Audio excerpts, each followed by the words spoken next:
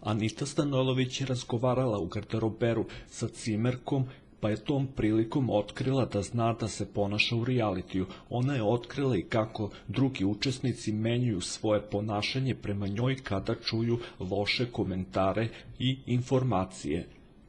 Pa ja sam bila u realitiju, kao što su rekli, mnogo sam namazana, rekla je Anita.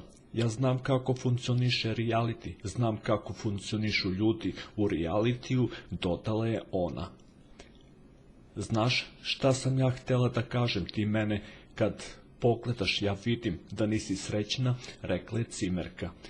Sad ja da dobijem jedno negativno pitanje, sutra svi koji su bili na mojoj strani okreću se, a napolju 90% slučajeva se promene, rekla je Anita.